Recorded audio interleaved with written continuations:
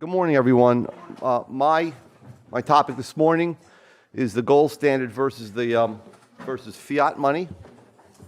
And what I propose to do is to show you how a sound money, a commodity money, a money supplied by the market, was transformed step by step by government actions into a fiat money whose supply and value is completely subject to the arbitrary whims of politicians. So let's start with a spectrum of international monetary systems. If you'll note, all the way on the left, you have the best systems. Money came into existence as 100% either silver or gold standard. Okay, we know that money developed from barter as a useful good or services that was previously exchanged in barter. The actual goal, now governments began intervening and taking over some of the functions of money or some of the operations that involve money by the Middle Ages, and certainly even before then.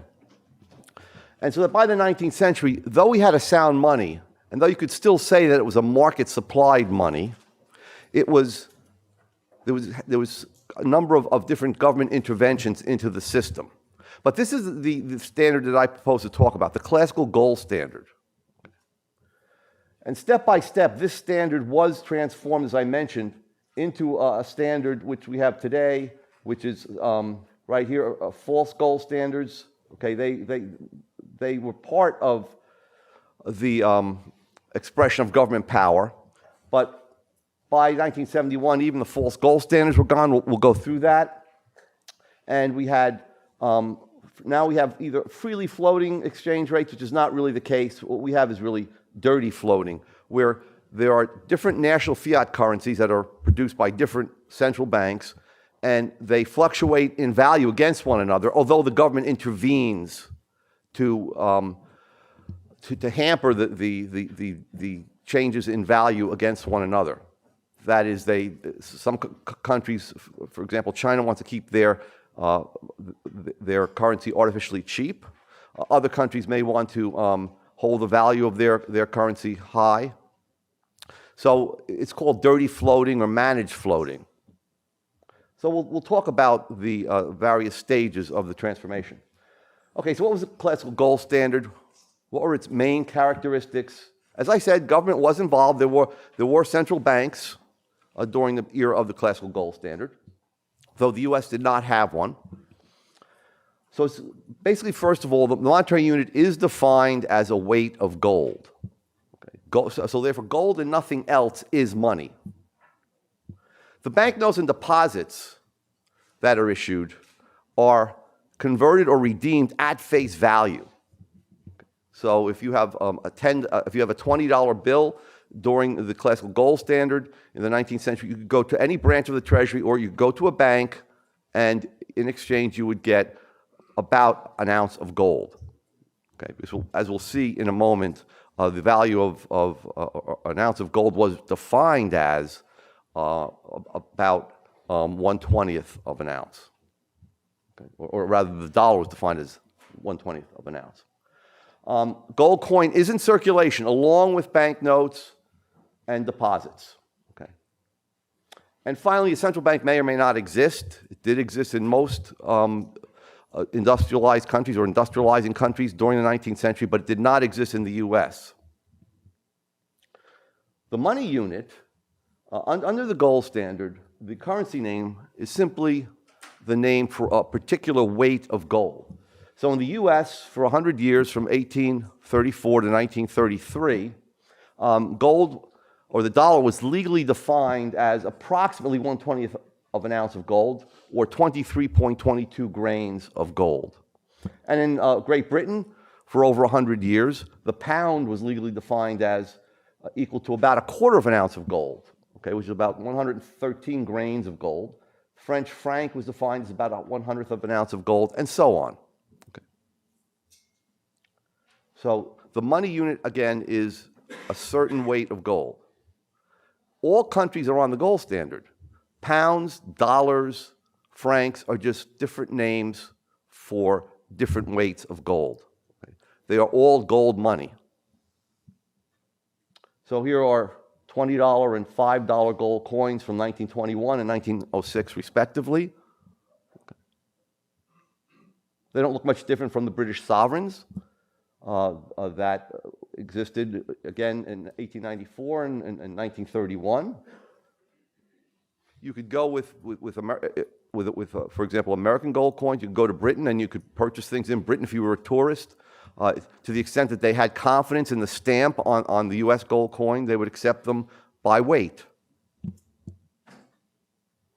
So in the 19th century, you could, not only did you not need a passport to travel anywhere in Europe except for Russia and the United States, but you just needed to bring gold or silver with you. You could have your own country's coins, and they would be accepted as money. So there was one money, and there was free movement of people. And they went together. I mean, this is really the glory of classical liberalism. What about exchange rates? Are there exchange rates under the gold standard? So if two cows are traded for one horse, we say there's an exchange rate between these two different goods, 2 to 1.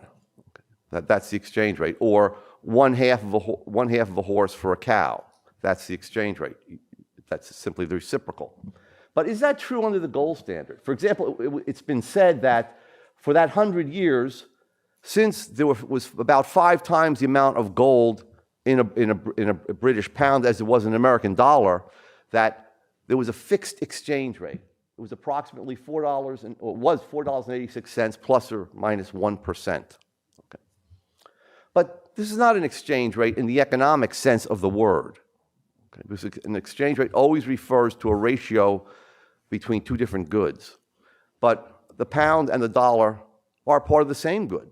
For example, it's as if I said there's an exchange rate between the U.S. nickel and the U.S. quarter. Okay, that 5 nickels purchase 1 quarter. But that's not an exchange rate.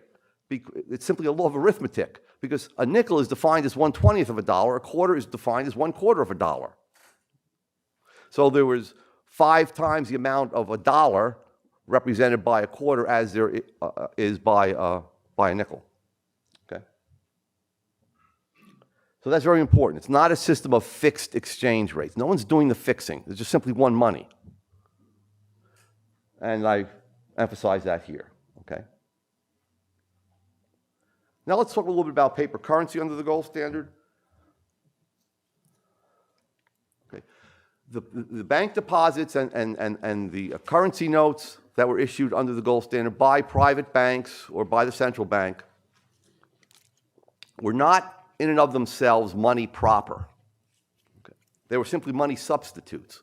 They were claims to gold, okay, that were, or warehouse receipts for gold that was being stored either by the bank or by the treasury, that circulated in lieu of the actual gold coins for reasons of security, convenience, and so on.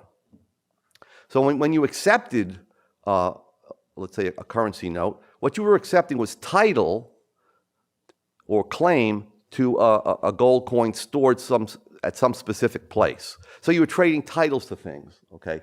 Think of the claim checks you receive when you drop off your shirts or dresses at a dry cleaner, okay?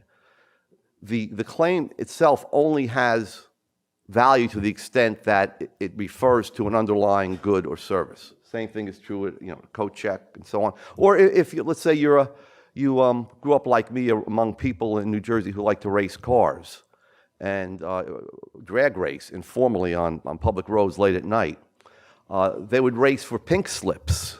So they would, in other words, give the pink slip to the winner. Pink slip being the title to the car, okay?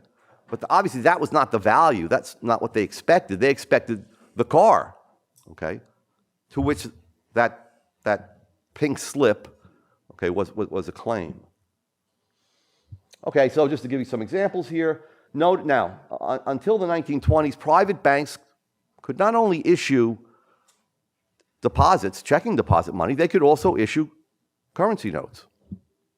Eventually, the government put heavy taxes on them, as we'll see, during World War I, the U.S. government, and then banned them outright in the 1920s. But For example, here's a claim for $20 from 1903. This is not the money itself. This is a money substitute. Notice what it says. The Farmers and Merchants Bank of Los Angeles will pay to the bearer on demand $20. That's not the $20. It's a promise to pay $20. What is the $20? The $20 are the gold coins. Okay, in this case, a 1 ounce of gold. Another example, the First National Bank of Fort Myers will pay to the bearer on demand $5. That's not the dollar. Those aren't the dollars. Okay. Even the U.S. Treasury couldn't circulate its money without it, or couldn't circulate its notes, excuse me, it's not money, without having a claim or evidence that it was a claim to gold. So the United States, $100 in gold coin, repayable to the bearer on demand. Okay, so you deposited the gold coin, and in exchange you got the U.S. What's called a gold certificate. Okay, it's a right to claim the gold. Okay, so that's an idea of the basics of the classical gold standard. And it's important to realize it did not involve price fixing. Chicago economists, the followers of Milton Friedman, the monetarists, often say that, well, gold is, we don't understand why some free market economists, i.e. the Austrians, support a gold standard, because a gold standard is simply a price fixing scheme on a very grand scale. That is, the government is fixing the price of gold by being willing to buy gold at $35 an ounce. But as Austrians, we reply, of course that's not the case. It's not a price fixing scheme. Okay, what the government is doing in paying out $35 in gold, or before 1946, under the gold standard, it was $20 in gold. In paying out an ounce of gold for $20, it was fulfilling its contract. Okay, it wasn't fixing a price. So in other words, you had to sell gold for dollars freely in order to keep the price fixed. Okay, just as if you want to keep the price of wheat fixed at $5, the government has to sell from its wheat stock all the wheat that people want to buy at a price of $5, and vice versa. It has to buy up all the wheat people present to it at $5. That is a price-fixing scheme. This is not a price-fixing scheme. Okay. This is simply fulfilling the contract. And of course, in the long run, once you have a gold standard, then the money supply is strictly limited, not day by day, but certainly in the short to intermediate run, it's strictly limited by the amount of gold flowing into the country from gold mines or through the balance of payments. So the gold standard was often called golden handcuffs. There were handcuffs on government that prevented it from arbitrarily manipulating the money supply.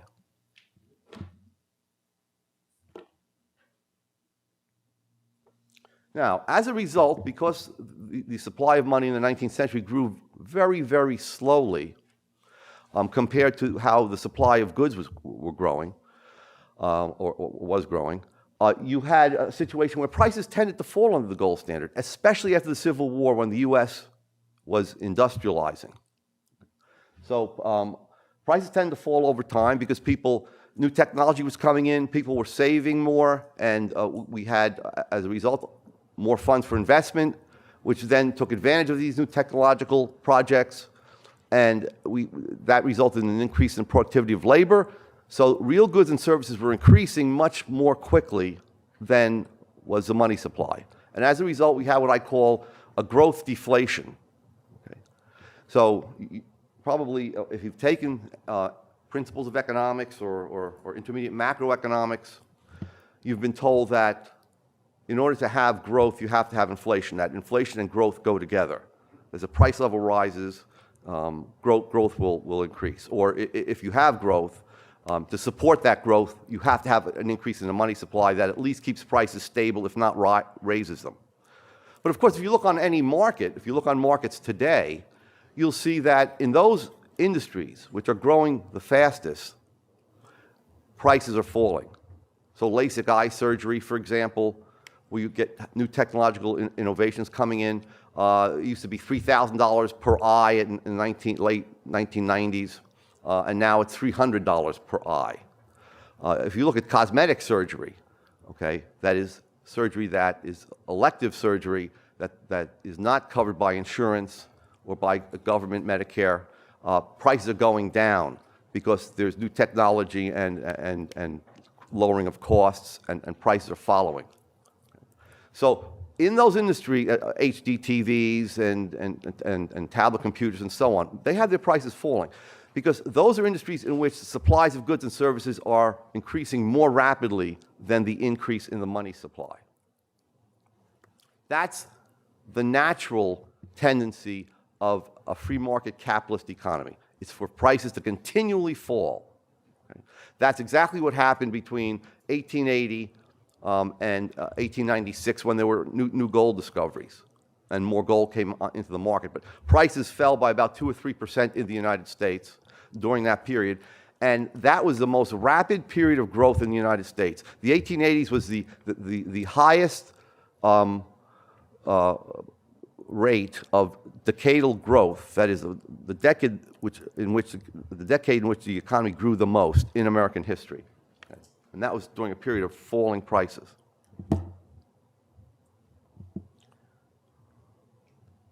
So actually I have some figures up here for you.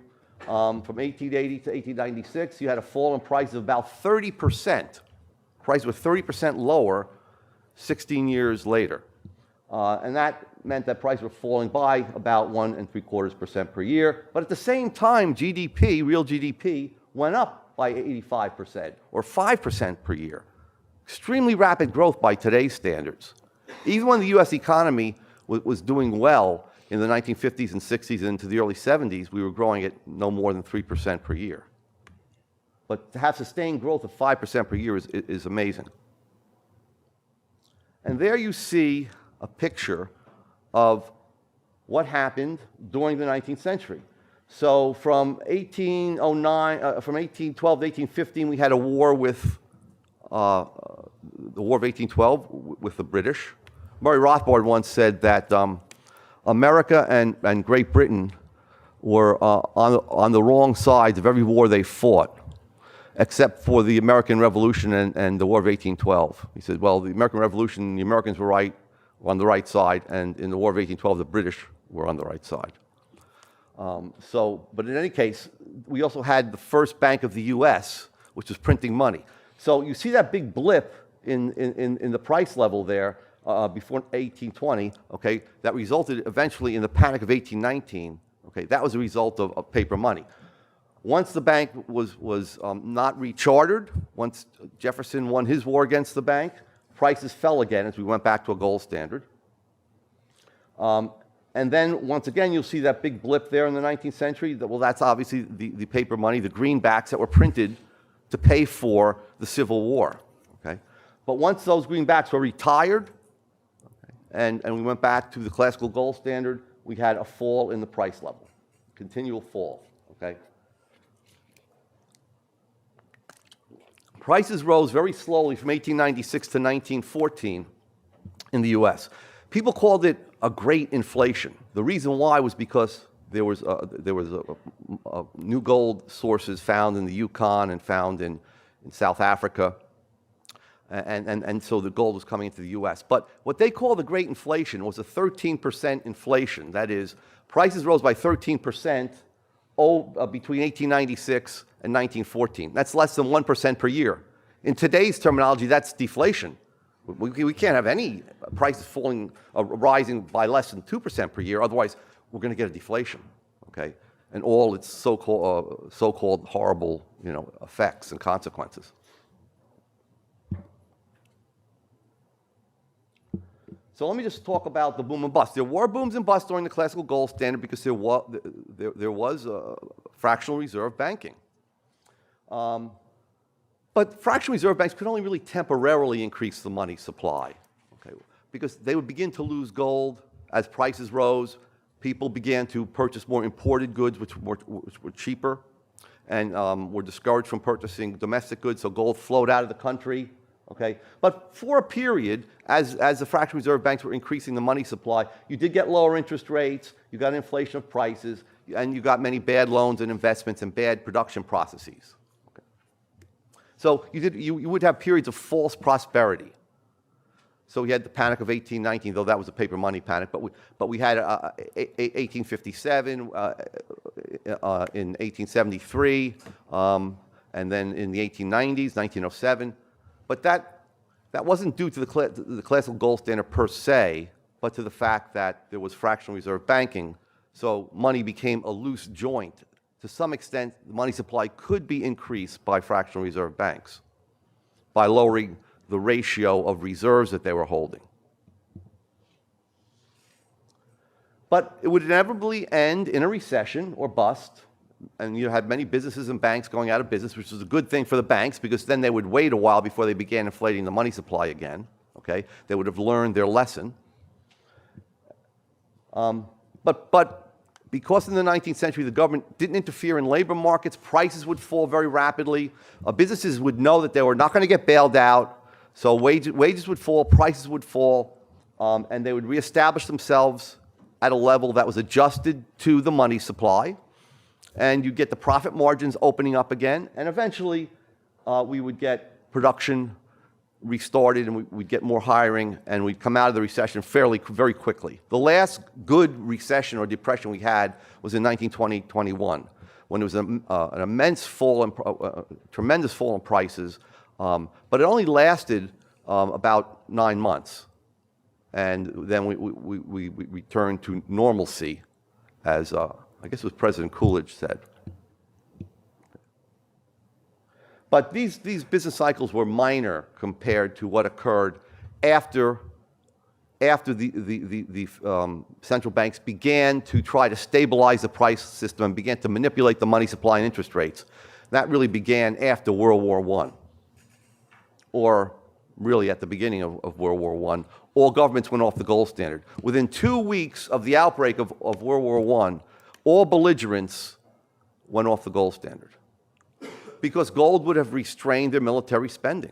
I mean, remember in the Middle Ages, during the age, or late Middle Ages, during the age of royal absolutism, armies would stop fighting because they weren't being paid. And they would just go home, and sometimes they would kill a king, which would be a good thing, because they couldn't come up with the funds under a gold standard to pay for these various military expenditures. Okay. Now, I'm going to go through this fairly quickly. There's something called the balance of payments adjustment mechanism, which was a mechanism which restrained the central bank or the fractional reserve banks from perpetrating a really big inflation. So under the gold standard, it was really an automatic mechanism. I'd rather call it, I don't like the word automatic, but it was a spontaneous process, let's say, in which all individuals were involved, all individual buyers and sellers and so on. So what would happen? Let's say it's Great Britain, you have the Bank of England, so they would increase their notes, and the notes then would be the reserves, and I'll show you a picture of this in a moment, for the banks. The banks would have more reserves. They'd have the Bank of England notes, and they would therefore loan out more. And so you'd get an increase in the money supply. British prices would go up above world prices. Okay? And there's the immediate beginning of the reaction against the increase in the money supply that you get under the gold standard. Because once that happened, you would have people buying less of the domestic goods, British subjects buying fewer domestic goods, and buying more goods from the rest of the world, which is also on the gold standard, and where prices would be lower. So imports would go up, exports would decrease. How are you to pay for the extra exports? There'll be a balance of payments deficit. You'll be buying more abroad and owing more money abroad than you would than would be purchased from your economy. And so gold would then flow out to foreign countries. The foreign countries didn't want your bank notes, even if they were from the central bank. They wanted was gold. So banks, central banks, and private banks would begin losing gold. And as they fell, people would see the gold flowing out of their banks, and they begin to get worried. and there would be either actual bank runs or the imminent threat of bank runs. And that would be enough to stop the inflation. So banks would then try to reduce the amount of notes and deposits they had in circulation. They would reduce their lending, and the domestic money supply would fall back. And as it did, prices would fall back to world levels. The balance of payments would go back to being basically in equilibrium, and gold would not continue to flow out of the country. In fact, prices would tend to fall even below what world prices were, and if they contracted the money supply enough, and then gold would flow in, because your economy would have lower prices than the rest of the world. So you would export more. Okay. And once that happened, though, you would get a recession, as we talked about. But again, it would be a recession that would get over very, very quickly, because the government, for the most part, and the central bank also, did not intervene. Okay. Now, here's an example of what's called the money pyramid, which existed under the gold standard. So note the very bottom. Let's say a central bank had in its coffers $2 billion in gold. And let's say they by law or by the fact that they were prudent, wanted to keep 40% reserves, okay, of gold against the notes they issue. So the central bank then could, now ignore the figures in red font, please, and just look at the black font. Okay, so if the reserve ratio was 40%, well then $2 billion would be 40% of $5 billion. So the central bank would be able to issue $5 billion worth of notes. Those notes would then become the reserves for the commercial banks, which also were able to issue their own notes and deposits. So they would hold, let's say their reserve ratio was 20%. So if there were $5 billion of notes from the central bank that they were holding as reserves, they could then issue 5 times as many notes and deposits. So let's say the total money supply was $25 billion. Okay. And let's say that the central bank suddenly started to inflate the money supply. Let's say they increased their note issue by $1 billion. They went from $5 billion to $6 billion. So their reserve ratio would fall. Now they would only be holding about a third of their notes would be backed by gold. But those notes would get into circulation. They would be deposited in the banks, which would then hold them as reserves. And as a result, they would have now $1 billion more in reserves to loan out. Under fractional reserve banking, if it's a 20% reserve ratio, that could be multiplied 5-fold. So the money supply would increase by $5 billion. So now you would have the money supply increasing from $25 billion to $30 billion, which is a 20% increase in the money supply. You can imagine prices would shoot up above world prices, and what would happen? You would get that balance of payments adjustment mechanism. Because prices were so high in your country and was a bad place to buy and a good place to sell, you'd be getting a lot of imports, you'd be having very few exports, and gold would flow out of the country. Okay? And as gold flowed out, remember now, there's $30 billion out there that is a claim on, ultimately, $2 billion worth of gold. So not only was gold flowing out, not only do we have what's called an external trade of gold to foreign countries, people would start getting worried and would start turning in their checking deposit, or withdrawing money from their checking deposits, or turning in their notes in exchange for gold. So there would be an internal drain of gold. So that gold stock would start shrinking. And at that point, the central bank would immediately pull in the reins and reduce the money supply. And that would reverse the process, and the gold would flow back in. Now, where did the destruction of sound money begin? It began with World War I, okay? And actually, before World War I, when President Wilson signed the Federal Reserve Act right before Christmas of 1913,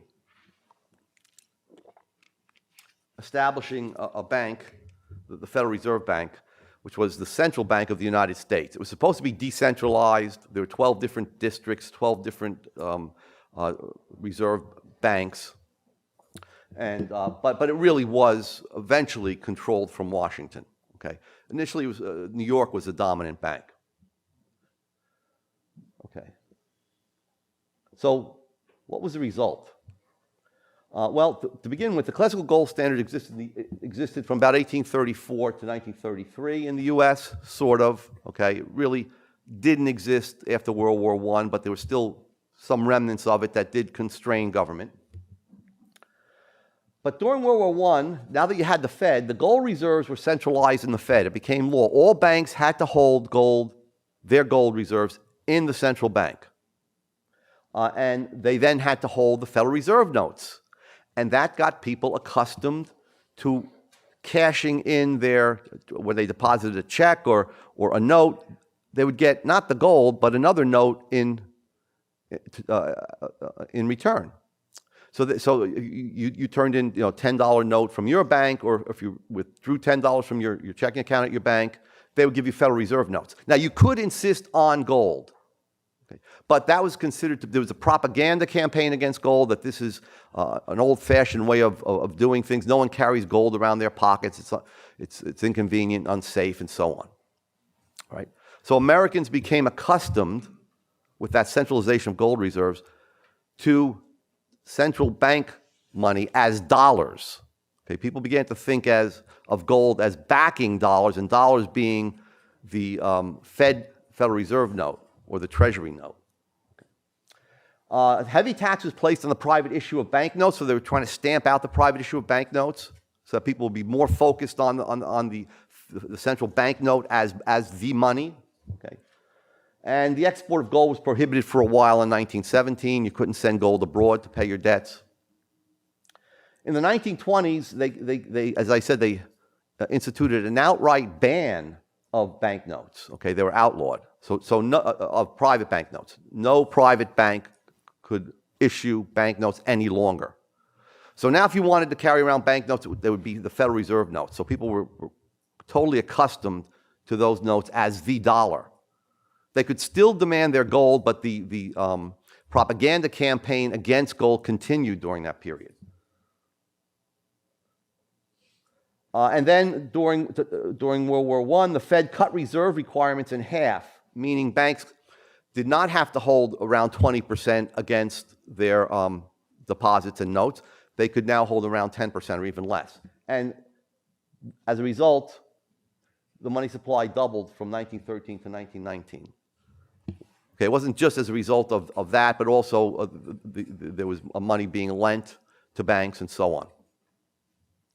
But we had a doubling of the money supply, which caused a huge inflation, and then the Fed in 1919, 1920 began to restrain the increase in the money supply, and that's when we got what was called the Depression of 1920-21, okay, which ended very, very quickly because the government did not intervene. The central bank did not try to begin to reinflate the money supply until 1922, when it was already over. So to continue with this destruction of the classical gold standard, the Fed expanded reserves during the 1920s both to stabilize prices and to bail out Great Britain. Great Britain tried to reestablish itself as a center of finance after World War I, and in order to do so, they had to reestablish the pound, its parity with gold. Okay? The pound had depreciated in value. It took a lot more pounds to buy an ounce of gold after the war than before the war, because they had gone off the gold standard, printed a lot of pounds, and the price of gold went up. So let's say the price of gold went up to $7 or $8 pounds. They wanted to, let's see, what was the ratio? Not 7 or 8 pounds, but it's $5. So let's say it was about a pound for gold. So let's say it went up to 2 pounds per gold. They wanted to reduce it. Okay, they wanted to reduce it back to what the price was before World War I, okay, which means that they had to deflate the economy because their prices were very high. Prices had gone up during World War I, and they were very high. So the U.S. helped them avoid deflating by raising our own prices. Okay, so that with our prices going higher now, it would be easier for Great Britain to export to us and to get gold to back up the pound. not only to get gold, but to stop the outflow of gold from Great Britain to the rest of the world. Because with their high prices, no one was buying anything from Great Britain. Everybody wanted to sell to them. So they had a lot of exports, very few imports. So we tried to raise the prices sort of to allow them to return to the gold standard. And then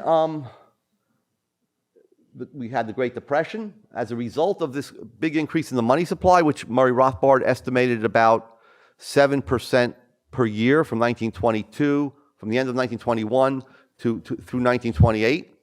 That was a huge increase in the money supply. But what happened was, American economists claimed there was no inflation in the United States. Irving Fisher, who Gary North referred to, Dr. North referred to yesterday, said that we have reached an era of perpetual prosperity. We will never have another depression because now we know how to control the prices. That is, we have stabilized prices. So even though even though we had a tremendous increase in the money supply, we had tremendous technological advance and more saving and investment during the 1920s. We had refrigeration, radios coming in, and so on. And so there was a plethora of goods, that cornucopia of new goods that were coming onto the market. And as a result, even though the money supply was increasing, it stopped. Prices did not rise. Prices should have been falling when you had that much economic growth. Okay. But when the Fed in 1920, we did see symptoms of the inflation, symptoms of this money growth. As we had a real estate boom, and of course we had a stock market boom. And when the Fed stopped inflating at the end of 1928, we got the usual sequence of events. Interest rates shot up. Businesses saw suddenly they made bad investments, malinvestments, and they began to cut back on the workforce, and we went into recession. Okay, and it wasn't helped by the fact that we had a collapse of the stock market. Stock market values fell by about 90%. Okay.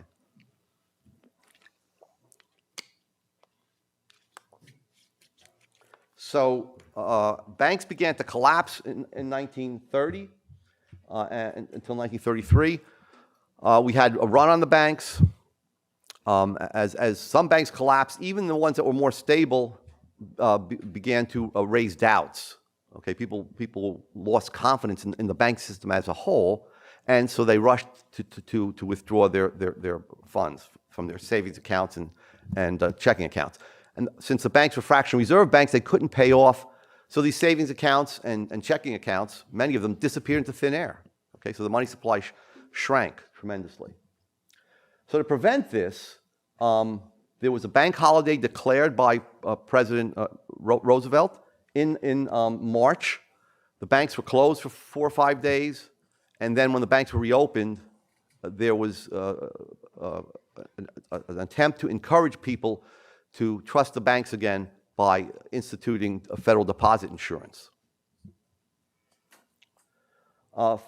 Finally, a few months later, in May, the ownership of gold was prohibited, and gold was devalued from $20 to $35. Okay.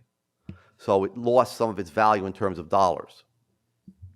Here is the executive order, which reads, on or before May 1st, all gold coin, gold bullion, and gold certificates now owned by them to a Federal Reserve Bank branch or agency, or to any member bank of the Federal Reserve System. Okay, so it says all persons are required to deliver, on or before May 1st. So it was against the law to own gold any longer after May 1st. And then the law had teeth, because it said criminal penalties for violation of executive order, $10,000 fines, or 10 years in prison, or both, as provided by Section 9 of this order. Okay. So only licensed jewelers and licensed dentists were permitted to own gold, or other businesses that acquired licenses for gold. And we never got the right back to own gold again until 1975. I think there was a law passed in 74 that allowed Americans to own gold again. I think it went into effect in 75. And You'll see here the statement by FDR. In politics, nothing happens by accident. If it happens, you can bet it was planned that way. Okay? So it was planned to, I mean, we're not saying there's a conspiracy against the gold standard, but the gold standard shackled the government's hands. It didn't let them spend. Okay? It didn't let them spend in excess of tax revenues and of what they could borrow on the free market. Okay? So in order to loosen those shackles or to destroy those shackles, the gold standard was destroyed step by step.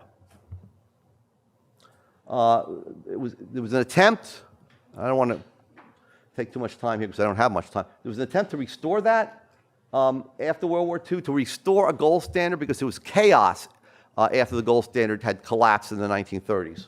Monetary chaos, international investment, international trade almost came to an end. And there was what's called currency wars, where each country would try to print more money and drive the value of its own money down so they could sell more to other countries, but other countries would respond by doing the exact same thing. So we had mass inflation. So who were the main architects of the Bretton Woods system, which again was a false gold standard? Both the U.S. and the British governments, okay? And their leading financial experts were Harry Dexter White and John Maynard Keynes. White was the Treasury representative, Keynes was the representative of the British government. White had they both more or less wanted eventually a world money, or at least a world reserve currency. White called it UNITA, or UNITA, for United World. Bancor, for bank gold, okay, was Keynes's word, okay? So he wanted that to be issued as reserves so that all countries could inflate together, so that no country lost gold to another country, okay? Which was under the gold standard, there was no coordination. Banks would inflate in one country and gold would flow out to other countries. And that was a virtue of the gold standard. But since Keynes was in favor of inflation, he wanted to replace it. Here's Bretton Woods. They met. It's in New Hampshire.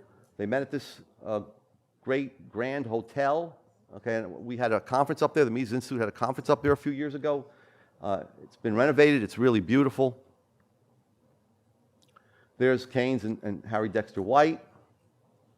White was later proven was a Soviet spy. He testified before the House on American Activities Committee.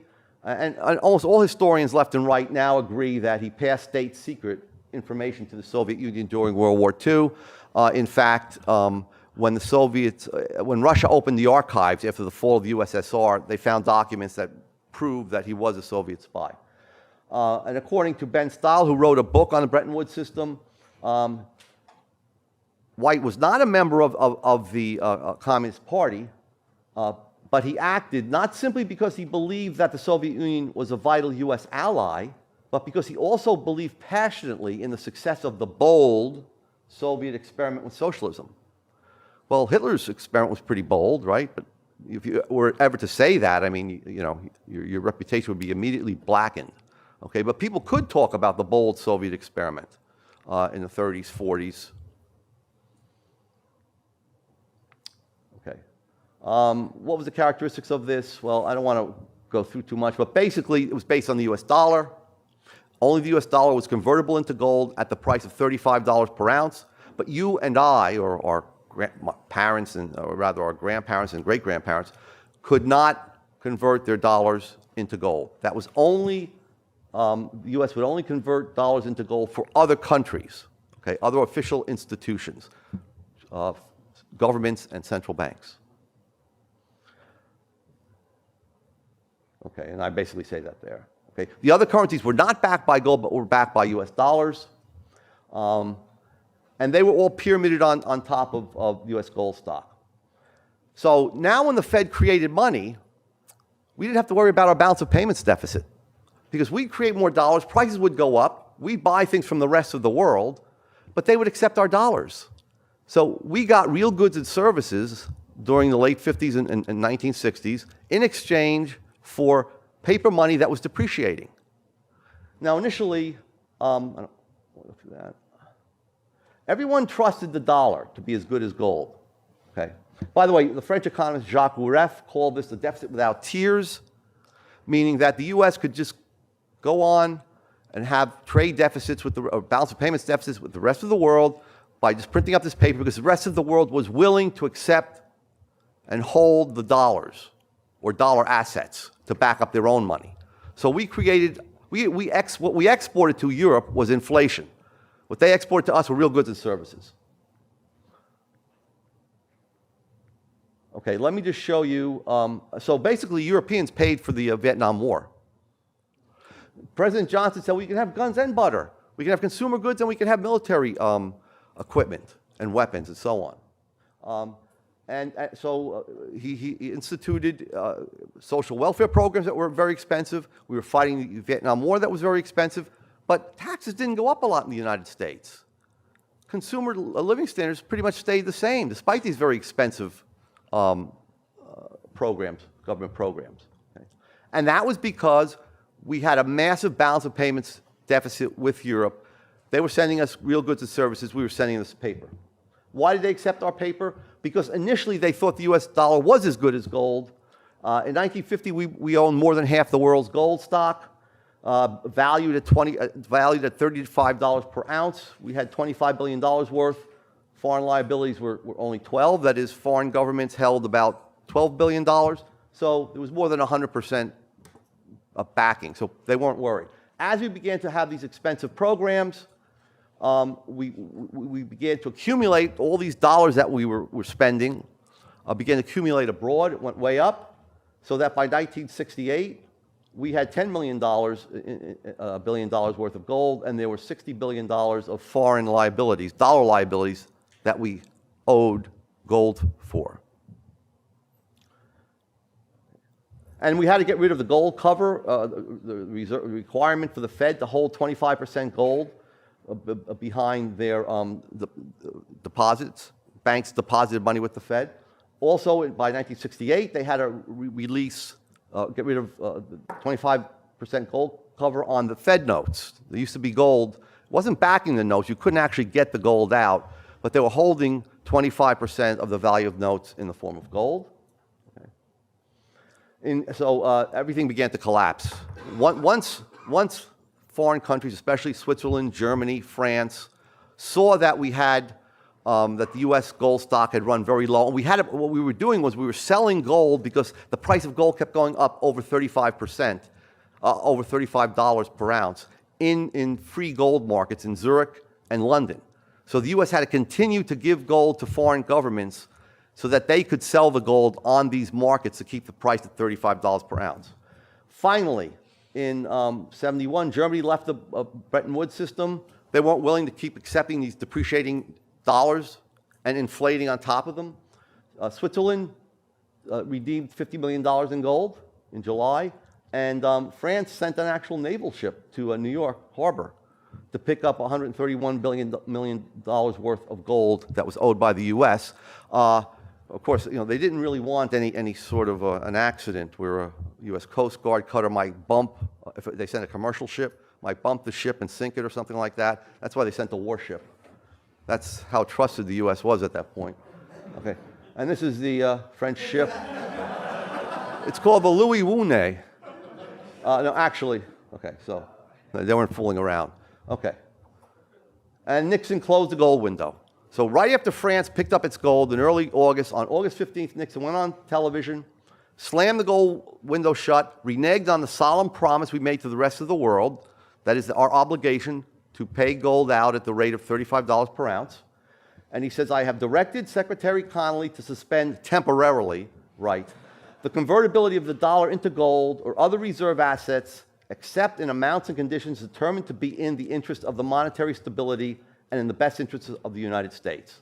That's just all nonsense. I mean, what he's doing is saying, we're not paying gold out anymore, because in another 2 weeks, we'd have lost all of the gold that we had.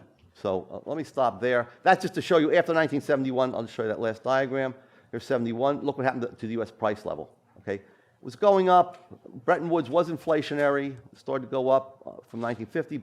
But then, after we got left even the false gold standard, which constrained us somewhat, the price level rose tremendously. Thank you very much.